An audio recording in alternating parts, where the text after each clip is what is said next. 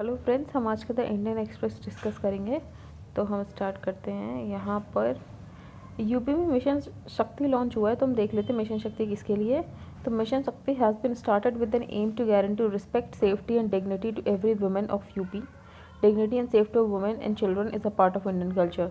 तो ये mainly women को इंडिपेंडेंट बनाने के लिए, तो मिशन शक्ति मेनली यूपी से रिलेटेड है, वुमेन के लिए रिलेटेड है। अब क्या क्या किया है यूपी गवर्नमेंट ने और मिशन शक्ति के अंदर क्या क्या करने वाली है। इसकी टैगलाइन है नारी सुरक्षा, नारी सम्मान, नारी स्वावलंबन।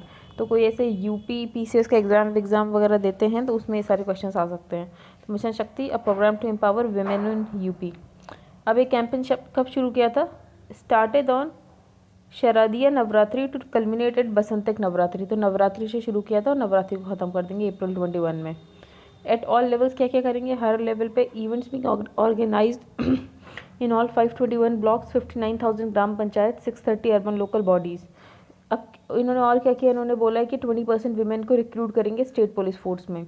और भी बहुत सारी स्कीम्स हैं यहाँ पे। सामूहिक विवाह योजना, बेटी बचाओ बेटी पढ़ाओ, मुख्यमंत्री कन्या सुमंगला योजना। तो ये सारी स्कीम्स भी स्टेट में हैं ही।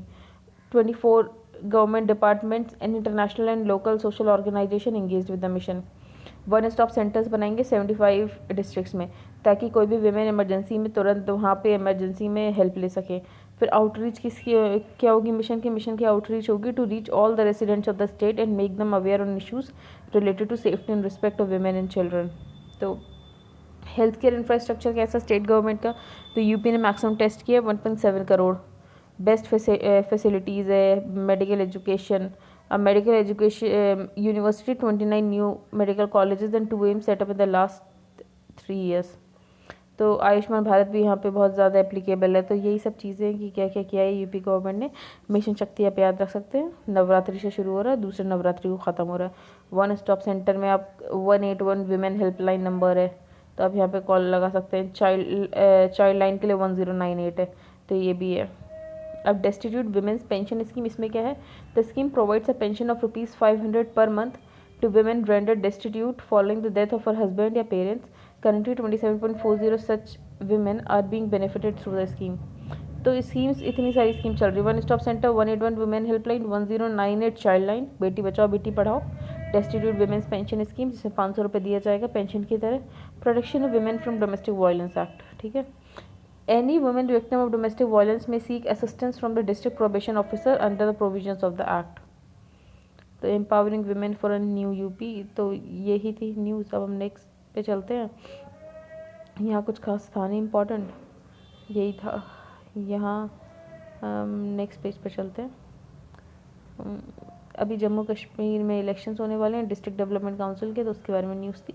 यहाँ पे week after eviction drive JNK to implement forest rights law by March 1।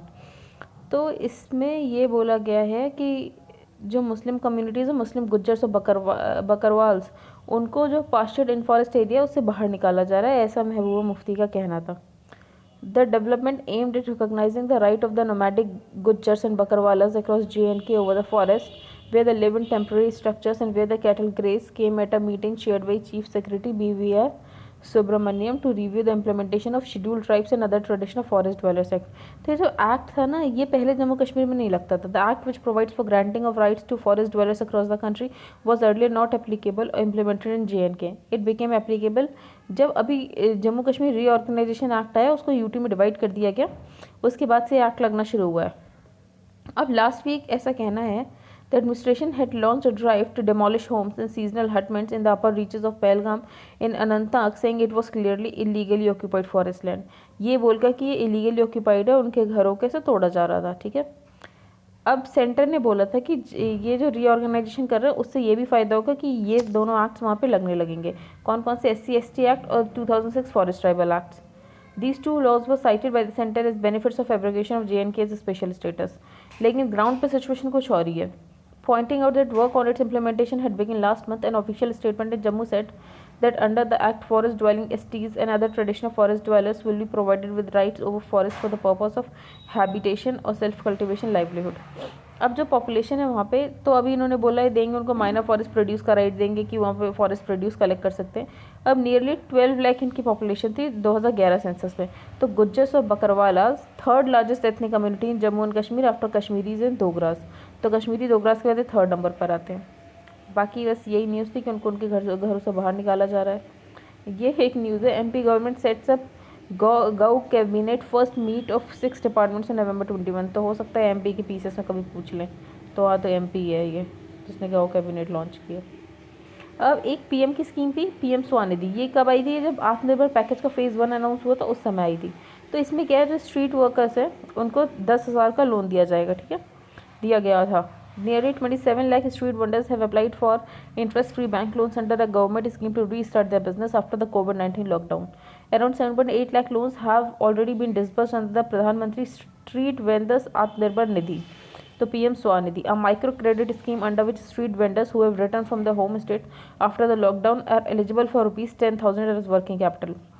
Ministry of Housing and Urban Affairs has been incentivizing digital transaction and pushing states to speed up the process. तो ये थी PM Svanidhi scheme, आप ये याद रख सकते हैं। ये स्ट्रीट वेंडर्स के लिए थी और ये लॉन्च की गई थी कोविड-19 की वजह से, क्योंकि लॉकडाउन में सबका बिजनेस बहुत ज़्यादा हर्ट हो गया था। अब हम नेक्स्ट पर चलते हैं, आर्टिकल ए। ये आर्टिकल है कि जो अभी लेडी श्री राम कॉलेज में एक लड़की ने सुसाइड कर लिया, तो इससे हमें क्या पता चलता है कि हमारा साइकोलॉजिकल सपोर्ट कैसा हमारे कंट्री का। तो ऑथर ने बोला, अकॉर्डिंग टू द हु on an average there are over 2 lakh suicides in India annually. More than half of these are by the young people aged 18 to 30 years. हमारे देश में लगभग इंडिया में हर साल 2 लाख सुसाइड होते हैं, जिसमें से ज़्यादातर सुसाइड 18 से 30 साल की उम्र के बच्चे करते हैं। While the economic fallout of the COVID-19 has received extensive attention, जैसे COVID-19 की वजह से इकॉनमी बहुत नीचे चली गई, तो उसका तो सबको बहुत ध्यान रहा, उस पर सबकी नज़रें थी, लेकिन जो उसका साइकोलॉजिकल इम्पैक्ट है उसको साइडलाइन कर दिया गया। अब COVID-19 का साइकोलॉजिकल इम्पैक्ट क्या है? अ steep rise in depression, anxiety, panic attacks, claustrophobia, loneliness, death anxiety, paranoid symptoms, insomnia, suicide, psychotic breakdowns has been noted. इतने ज़्यादा इसके बाद कोविड-19 के आफ्टर इफेक्ट्स हैं कि आपको डिप्रेशन हो जाता है, एंजाइटी हो जाती है, लेकिन इस पर किसी ने ध्यान नहीं दिया। The targeting of minorities and social economically marginalise groups, escalation of domestic violence, sexual abuse of women and intensification of familial discord during the lockdown period have considerably impacted the already vulnerable. तो author का कहना है, और क्या क्या हुआ कोविड-19 की वजह से? माइनॉरिटीज़ को टारगेट किया गया, सोशियो इकोनॉमिकली मार्जिनलाइज ग्रुप्स को टारगेट किया गया, डोमेस्टिक वायलेंस बहुत ज़्यादा देखने को मिला था, विमेन का बहुत ज़्यादा सेक्सुअल अब्यूज़ हुआ है, फैमिलियल डिस्कॉर्ड बहुत ज़्यादा बढ़ गए हैं। इन particular students from deprived backgrounds have suffered a form of intense alienation. और जो भी बच्चे हैं जो कि बहुत डिप्राइव्ड बैकग्राउंड से आते हैं, उन्हें बहुत ज़्यादा इंटेंस एलियनेशन है, इंटेंस एस्ट्रेंजमेंट देखने को मिला। I wish to focus on college and university students well thinking of preventive provisions of emotional care. तो ऑथर ने बोला वो ज़्यादातर कॉलेज और यूनिवर्सिटी के स्टूडेंट्स के बारे में बात करेगी, पर साथ ही साथ इमोशनल केयर के बारे में भी कुछ प्रिवेंटिव प्रोविजंस बताएंगी। In India, women's education is still largely undervalued. Apart from some belonging to the aspiring middle and upper classes, most young women have to fight fierce battle with traditions and patriarchy in the families to set their feet outside home. तो author का कहना है कि India में women's education को अभी भी बहुत ही ज़्यादा अंडरवैल्यू किया जाता है। अगर आप कुछ लोगों को छोड़ दो जो कि मिडिल अपर क्लास में होते हैं, तो उसके अलावा हर घर की जो यंग वुमेन होते हैं उनको फाइट करना पड़ता है ट्रेडिशन से, पेट्रियार्की से, तभी उनको घर के बाहर कदम रखने दिया जाता है। The sense of confusion is enhanced as they experience being at the receiving end of the rural, urban and caste spectrum. अब जब बच्चे यूनिवर्सिटी में जाते हैं, उन्हें वहाँ पे सामना करना पड़ता है रूरल अर्बन वाला, जैसे ये गांव से आए, ये शहर से आए, और कास्ट स्पेक्ट्रम की, ये अपर कास्ट का है, लोअर कास्ट का है। Differences in class related mannerisms are enhanced with the English language. अब ये तो हो गए कास्ट रिलेटेड डिफरेंसेस। अब कुछ क्लास रिलेटेड डिफरेंसेस होते हैं, जैसे कुछ बच्चे होते हैं वो इंग्लिश में काफ़ी फ्लुएंट होते हैं, तो इंग्लिश भी एक ह्यूज डिवाइडर की तरह एक्ट करती है जब आप कॉलेज में जाते हैं। और बच्चों का फ्रेंड सर्कल भी उसी हिसाब से होता है कि वो अपने आप ही कन्फाइन कर लेते हैं कि मेरे फ्रेंड सर्कल में कौन एक्सेप्टेबल होगा और कौन नहीं होगा। That the classroom is a space rife with histories embodied in the subjectivity. अब ऑथर ने बोला है कि जैसे किसी रिसेंट कॉन्वर्सेशन में एक दलित स्टूडेंट से बात हुई थी, तो ऑथर को पता चला, तो उसका ये कहना था, so far I have lived my life in hiding, I sure to think that my classmates will find about my caste. कि उसको लगता है वो अपनी लाइफ पूरी छिप के जी रहा है, क्योंकि उसे लगता है कि उसके क्लासमेट्स को उसके कास्ट के बारे में पता चल जाएगा। तो ये बताता है कि हमारे देश की रियलिटी क्या है।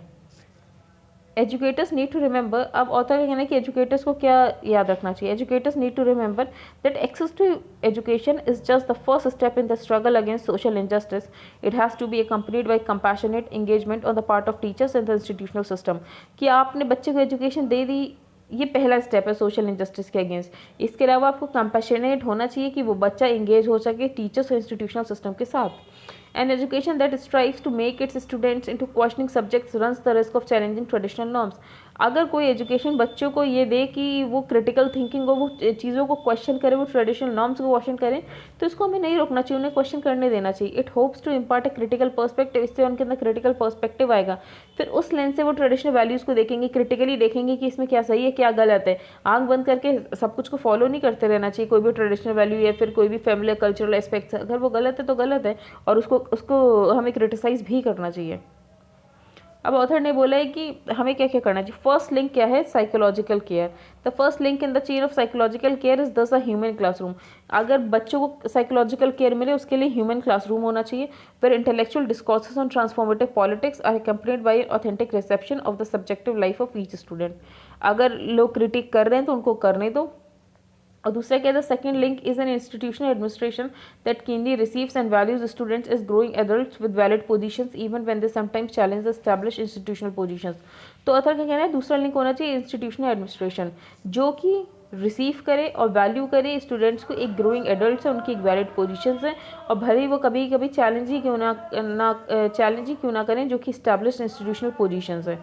और तीसरा ऑथर ने बोला है कि हमें the third and the final link in putting a nurturing culture in place is the vital presence of a space where professional psychological care is available to students. अगर किसी स्टूडेंट्स को कुछ भी डिप्रेशन एंजाइटी कुछ भी है तो उसको साइकोलॉजिकल केयर अवेल कराई जाए। तो ये था। फिर एक ऑथर ने एक एग्जाम्पल दिया, एक एहसास है, psychotherapy clinic eight Ambedkar university Delhi. इसने बहुत सारे बच्चों की हेल्प की है और बहुत सारे बच्चों को फियर से निकाला है। At Ehsaas psychic concerns are understood within the larger framework of social justice. और एहसास में एक अच्छी बात है कि यहाँ पे जो साइकिक कंसर्न, आपकी साइकोलॉजिकल कंसर्न है, उसको आपके सोशल बैकग्राउंड से भी रिलेट किया जाता है कि आपको बैकग्राउंड की वजह से तो ये साइकोलॉजिकल दिक्कतें नहीं आ रही हैं, तो ये अच्छी बात है। तो ऑथर ने इस पर आर्टिकल लिखा था। अब यहाँ पे एक टाइम सर्वे हुआ था, तो time use survey report release last month by national sample survey office shows that Indian women spend nearly 4 hours more on unpaid work than men, with grim consequences for women's participation in the workforce. तो time use सर्वे से ये पता चला था जो Indian women है वो 4 घंटे ज़्यादा व्यतीत करती है मैन के कंपैरिजन में अनपेड वर्क में। इसकी वजह से क्या होता है, जो female labour force participation rate है वो कम हो रहा है। तो ये ग्रेम कॉन्सिक्वेंसेस थे वो women's participation in the work force. अब हम नेक्स्ट पर चलते हैं। ये एक आर्टिकल था एक्सपोर्ट्स आर द आंसर। तो ये था कि कोविड-19 के बाद इकोनॉमिक ग्रोथ को हम कैसे रिवाइव करें। तो ऑथर का कहना है एक्सपोर्ट्स से। अब हम कैसे देखते हैं, with public sectors confronting a mountain of debt, the fiscal will need to be reined in post-COVID across several emerging markets, for the COVID is only likely to accentuate the prevailing export pessimism as global potential growth is damaged and protectionist instincts are stoked. अब author का कहना है कि public sector पे तो इतना ज़्यादा date है, पोस्ट कोविड एमर्जिंग मार्केट्स में हमारे पास फिस्कल विल होना चाहिए, पहली बात तो ये। और कोविड सिर्फ प्रिवेलिंग एक्सपोर्ट पेसिमिज्म है, जैसे हमें लगता है कि एक्सपोर्ट्स नहीं बढ़ रहा है, तो कोविड ने उसको एक्सेंचुएट कर दिया कि हम और भी पेसिमिस्टिक फील करें इसके बारे में। और प्रोटेक्शनिस्ट मेजर्स तो हर जगह लिए ही जा रहे हैं। फॉर एग्जांपल अमेरिका का है कि अमेरिका फॉर अमेरिकन, ठीक है। तो अब ऐसे प्रोटेक्शनिस्ट मेजर में एक्सपोर्ट्स बढ़ाना कितना बड़ा टास्क हो सकता है। अगर इंडिया का केस नहीं तो बैक टू 7% ग्रोथ के लिए हमें क्या क्या करना पड़ेगा। To say more reforms are required is tautological, instead the choice and sequencing of reforms will depend critically on the great philosophy India embraces. This is ये इन्होंने ये सारी चीज़ें कहाँ से दी है, अरविंद पनागारिया की एक बुक है रिक्लेमिंग द लॉस्ट ग्लोरी, तो हेयर आफ्टर रिक्लेमिंग, यहाँ पे ऑथर ने इस बुक से बताया। It's tempting to believe India size provide fertile ground for import substitution. हमें इम्पोर्ट सब्सटीट्यूशन का फर्टाइल ग्राउंड तो है हमारे पास और हमें लगता है कि हमें करना चाहिए। अब ऑथर का कहना है, of the many contribution the book makes perhaps the most significant is to underscore the necessity of export led growth to India's prospect. जो इंडिया की ग्रोथ है उसको एक्सपोर्ट्स को डिफाइन करना चाहिए। Indeed no emerging market has been able to sustain 7-8% growth for any length of time without relying on exports and investment, Siamese twins of exports and investment. तो author का कहना है कि कोई भी इकॉनमी 7-8% पे सस्टेनेबली तभी ग्रो कर सकती है जब उसने एक्सपोर्ट्स और इन्वेस्टमेंट में रिलाई किया। बिना एक्सपोर्ट्स और इन्वेस्टमेंट के आप ग्रो सस्टेनेबली कर ही नहीं सकते 7-8% से। तो पहला पॉइंट क्या है, एक्सपोर्ट्स और इन्वेस्टमेंट बढ़ना चाहिए। दूसरा, अब हम देख रहे हैं कि glowing protectionism and automation, protectionism भी बढ़ रहा है, ऑटोमेशन भी बढ़ रहा है। तो ऐसे में एक्सपोर्ट्स करना कितना दिक्कत भरा हो सकता है। Global merchandise exports stood at almost $18 trillion इन 2017। जो ग्लोबल मर्चेंडाइज के एक्सपोर्ट है वो $18 ट्रिलियन। और इंडिया कितना कमांड करता है? सिर्फ उसका 1.7%। और चाइना कितना कमांड करता है? 12.8%। Therefore even the global market shrinks to 15 trillion. Author का कहना है प्रोटेक्शनिज्म की वजह से मान लो ये 18 ट्रिलियन से 15 ट्रिलियन हो भी गया, उसके बाद भी तो इंडिया चाहे तो अपना एक्सपोर्ट जो 1.7% तो 15 ट्रिलियन का 4% तो कर ही सकता है। तो अपॉर्चुनिटी इज़ ह्यूज, मतलब प्रोटेक्शनिज्म हो रहा है उसके बाद भी अपॉर्चुनिटी बहुत ज़्यादा हमारे पास। What about the challenge from automation? अब ऑथर का कहना है कि ऑटोमेशन जो माना जाता है कि ऑटोमेशन चैलेंज है तो फिर लेबर इंटेंसिव चीज़ें नहीं हो सकती। तो ऑथर का कहना है for many labour intensive task automation is still infeasible. बहुत सारे लेबर इंटेंसिव टास्क हैं वहाँ पे ऑटोमेशन नहीं हो सकता। फॉर एग्जाम्पल एडिडास है, वो 360 मिलियन पेयर ऑफ शूज़ बनाता है ऑटोमेटेड फैक्ट्रीज में, जिसमें से सिर्फ 1 मिलियन है जो ऑटोमेटेड फैक्ट्रीज में बनाता है, बाकी उसको लेबर से ही बनाना पड़ता है। Adidas for example produces only 1 million of its 360 million pair of shoes in automated factories. तो ये कितना ज़्यादा कम है, ये ऑलमोस्ट ये 1% भी नहीं है, लेस देन 1% है जो वो ऑटोमेशन के साथ बना रहा है, वरना तो उसे लेबर को ही हायर करना है। अब ऑथर की दूसरी बात है कि ये कितनी अच्छा टाइम है कि हम अपने एक्सपोर्ट्स को बढ़ा सकते हैं। क्यों? क्योंकि Chinese real wages are rising, Chinese के वेजेस राइज कर रहे हैं, वर्क फोर्स श्रिंक कर रहा है, उनकी यूएस के साथ रिलेशनशिप बहुत ही सिनिकल हो चुकी है। तो इंडिया का ये टाइम है कि वो एशियन सप्लाई चेन में फटाफट इंटीग्रेट हो जाए और चाइना की हेजेमनी तोड़ दे यहाँ पर। Reclaiming makes the often forgotten case that the opportunity for labor intensive manufacturing has not passed us by। और जो हमारी मैन्युफैक्चरिंग में हम लेबर इंटेंसिव हो सकते हैं वो वाली अभी हमारी अपॉर्चुनिटी गई नहीं है, we still have the time. अब हम नेक्स्ट पर चलते हैं। अब ऑथर का यहाँ पे पॉइंट है, to be sure, generating export growth will not be easy. India's 2002 to 2010 growth boom was underpinned by exports।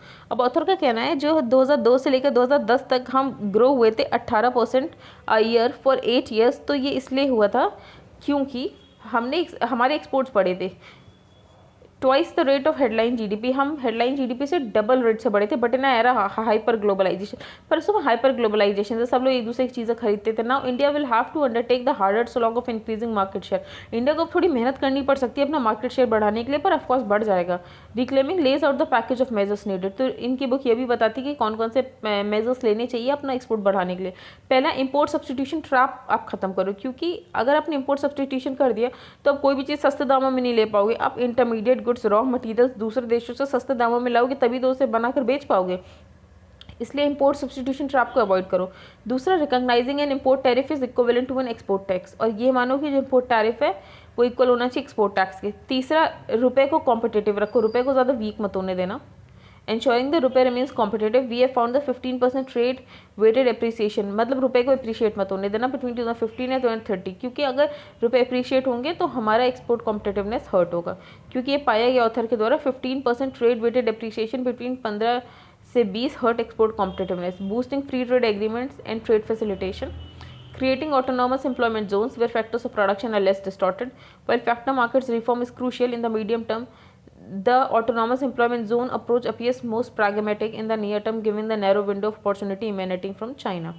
अब हम यहाँ पर चलते हैं। तो ऑथर ने बोला है कोविड से क्रिएटिव डिस्ट्रक्शन तो हुआ, it won't alter the basic tenets. ठीक है, इससे कोविड डिस्ट्रक्शन हुआ, प्रोटेक्शनिज्म आ रहा है, लोग ग्लोबलाइजेशन से पीछे भाग रहे हैं, पर इससे बेसिक टेनेट्स नहीं हटेंगे ग्रोथ के। जो ग्रोथ के लिए चाहिए वो तो चाहिए, आपको एक्सपोर्ट बढ़ाने पड़ेंगे, आपको एफिशिएंसी बढ़ानी है। तो क्या ऑथर का कहना है, well Covid will spawn creative destruction, it won't alter the basic tenets that exploiting comparative advantage, boosting productivity through structural transformation and improving allocative efficiency are the keys to boosting potential growth and creating productive jobs. तो हम next page पर चलते हैं। I hope आपको ये article समझ आ गया हो।